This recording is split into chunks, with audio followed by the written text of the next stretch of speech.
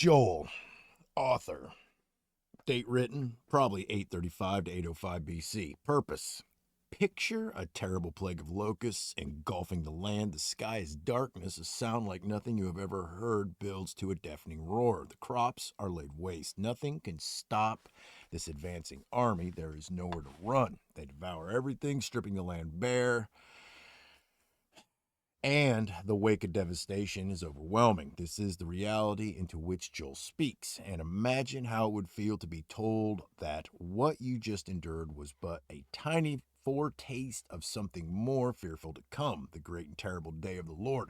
Blow the trumpet, sound the alarm. The day of the Lord approaches. It is close at hand. There is but one response, our only hope: repent. Rend our hearts and return to the Lord. No one will be able to escape this moment. The nations of the earth are on a collision course with their Maker. Yet, in the light of in light of who God is, let us consecrate the earth. No, hold on. Let us consecrate a fast and cry out. Perhaps the Lord will turn and leave a blessing behind. Joel's name means Yahweh is God. He is delivering a stop in your tracks message. Joel knows something about this God, and were we to cry out, he has already seen the answer, and it is equally mind-blowing. There is no question as to the outcome. God will pour out his Spirit upon all flesh. Peter saw the initial outpouring of the Spirit at Pentecost as being fulfilled of Joel's words, Acts 2:16. But we know that to be only the beginning. There is much more to come. Everyone who calls upon the Lord will be saved. When that day comes, whose side will you be on? Key verses. Yet even now, declares the Lord, return to me with all your heart, and with fasting, weeping, and mourning, and rend your heart and not your garments. Now return to the Lord your God, for he is gracious and compassionate, slow to anger, abounding in loving kindness, and relenting of evil. Who knows whether he will not turn and relent and leave a blessing behind him? Joel 2:12-14. It will come about after this that I will pour out my Spirit on all mankind, and your sons and daughters will prophesy, your old men will dream dreams, your young men will see visions, and it will come about that whoever calls on the name of the Lord will be delivered. Joel 2:28-32. Key people, Joel. All right. Of locusts. 1. The word of the Lord that came to Joel, the son of Pethuel. Hear this, O elders, and listen, all inhabitants of the land. Has anything like this happened in your days, or in your father's days? Tell your sons about it, and let your sons tell their sons, and their sons the next generation. What the gnawing locust has left, the swarming locust is eaten, and what the swarming locust has left, the creeping locust is eaten, and what the creeping locust has left, the stripping locust is eaten. Awake, drunkards, and weep and wail, all you wine drinkers, on account of the sweet wine that is cut off from your mouth, for a nation has invaded my land, mighty and without number. Its teeth are the teeth of a lion, and it has the fangs of a lioness. It has made my vine a waste, and my fig tree splinters. It has stripped them bare and cast them away. Their branches have become white. Wail like a virgin girded with sackcloth for the bridegroom of her youth. The grain offering and the drink offering are cut off from the house of the Lord. The priests mourn, the ministers of the Lord. The field is ruined, the land mourns, for the grain is ruined. The new wine dries up, fresh oil fails. Be ashamed, O farmers, wail, O vine dressers, for the wheat and the barley, because the harvest of the field is destroyed. The vine dries up, and the fig tree fails, the pomegranate, the palm also, and the apple tree. All the trees of the field dry up. Indeed, rejoicing dries up from the sons of men. Gird yourselves with sackcloth and lament, O priests, O wail, O ministers of the altar. Come, spend the night in sackcloth, O ministers of my God, for the grain offering and the drink offering are withheld from the house of your God. Starvation and drought. Consecrate a fast, proclaim a solemn assembly, gather the elders and all the inhabitants of the land to the house of the Lord your God, and cry out to the Lord. Alas for the day of the Lord is near, and it will come as destruction from the Almighty. Has not food been cut off before our eyes, gladness and joy from the house of our God? The seeds shrivel under their clods, the storehouses are desolate, the barns are torn down, for the grain is dried up. How the beasts groan, the herds of cattle wander aimlessly because there is no pasture for them, even the flocks of sheep suffer. To you, O Lord, I cry, for fire has devoured the pastures of the wilderness, and the flame has burned up all the trees of the field. Even the beasts of the field pant for you. For the water brooks are dried up, and fire has devoured the pastures of the wilderness. Okay, check that, but I'm sure it's fine. Joel 2, the terrible visitation. Blow a trumpet in Zion and sound an alarm on my holy mountain. Let all the inhabitants of the land tremble, for the day of the Lord is coming. Surely it is near, a day of darkness and gloom, a day of clouds and thick darkness. As the dawn is spread over the mountains, so there is a great and mighty people. There has never been anything like it, nor will there be again after it to the years of many generations. A fire consumes before them, and behind them a flame burns. The land is like the Garden of Eden before them, but a desolate wilderness behind them, and nothing at all escapes them. Their appearance is like the appearance of horses, and like war horses, so they run. With a noise as of chariots, they leap on the tops of the mountains, like the crackling of a flame of fire consuming the stubble, like a mighty people arranged for battle. For them, the people are in anguish. All faces turn pale. They run like mighty men. They climb the wall like soldiers, and they each march in line, nor do they deviate from their paths. They do not crowd each other. They march every one in his path. When they burst through the defenses, they do not break ranks. They rush on the city. They run on the wall. They climb into the houses. They enter through the windows like a thief. Before them, the earth quakes, the heavens tremble, the sun and moon grow dark, and the stars lose their brightness. The Lord utters his voice before his army. Surely his camp is very great, for strong is he who carries out his word. The day of the Lord is indeed great and very awesome, and who can endure it?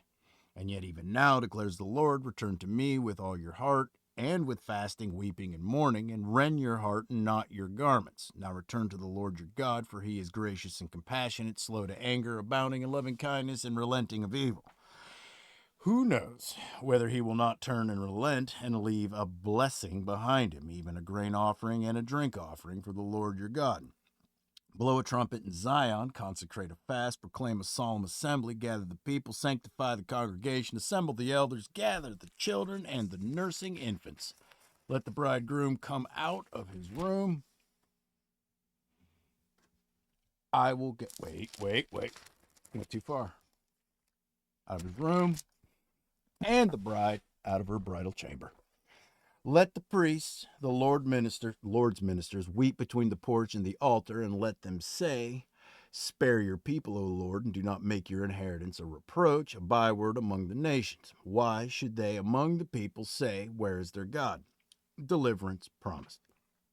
Then the Lord will be zealous for his land and will have pity on his people. The Lord will answer and say to his people, behold, I am going to send you grain, new wine, and oil, and you will be satisfied and full with them. And I will never again make you a reproach among the nations. But I will remove the northern army far from you, and I will drive it into a parched and desolate land, and its vanguard into the eastern sea, and its rear guard into the western sea. And its stench will arise, and its foul smell will come up, for it has done great things. Do not fear, O land, rejoice and be glad, for the Lord has done great things. Do not fear, beasts of the field, for the pastures of the wilderness have turned green, for the tree has borne its fruit, the fig tree and the vine have yielded in full. So rejoice, O sons of Zion, and be glad in the Lord your God, for he has given you the early rain for your vindication, and he has poured down for you the rain, the early and the latter rain as before. The threshing floors will be full of grain, and the vats will overflow with the new wine and oil. Then I will make up to you for the years that the swarming locust has eaten, the creeping locust, the stripping locust, and the gnawing locust, my great army which I sent among you. You will have plenty to eat and be satisfied, and praise the name of the Lord your God, who has dealt wondrously with you. Then my people will never be put to shame. Thus you will know that I am in the midst of Israel, and that I am the Lord your God, and there is no other, and my people will never be put to shame. The promise of the Spirit. It will come about after this that I will pour out my Spirit on all mankind, and your sons and daughters will prophesy, your old men will dream dreams, your young men will see visions. Even on the male and female servants I will pour out my Spirit in those days, the day of the Lamb. I will display wonders in the sky, and on the earth blood, fire, and columns of smoke. The sun will be turned into darkness, and the moon into blood before the great and awesome day of the Lord comes. And it will come about that whoever calls on the name of the Lord will be delivered, for on Mount Zion and in Jerusalem there will be those who escape, as the Lord has said, even among the survivors whom the Lord calls. All right. Oh, I had it there. All right. Joel 3. The nations will be judged, for behold, in those days and at that time, when I restore the fortunes of Judah and Jerusalem, I will gather all the nations and bring them down to the valley of Jehoshaphat. Then I will enter into judgment with them there on behalf of my people and my inheritance Israel, whom they have scattered among the nations, and they have divided up my land. They have also cast lots for my people, traded a boy for a harlot, and sold a girl for wine that they may drink. Moreover, what are you to me, O Tyre, Sidon, and all the regions of Philistia? Are you rendering me a recompense? But if you do recompense me swiftly and speedily, I will return your recompense on your head. Since you have taken my silver and my gold, brought my precious treasures to your temples, and sold the sons of Judah and Jerusalem to the Greeks in order to remove them far from their territory, behold, I am going to arouse them from the place where you have sold them, and return your recompense on your head. Also, I will sell your sons and your daughters into the hand of the sons of Judah, and they will sell them to the Sabines, to a distant nation, for the Lord has spoken. Proclaim this among the nations. Prepare war, rouse the mighty men, let all the soldiers draw near, let them come up. Beat your plowshares into swords, and your pruning hooks into spears. Let the weak say, I am a mighty man. Hasten and come, all you surrounding nations, and gather yourselves there.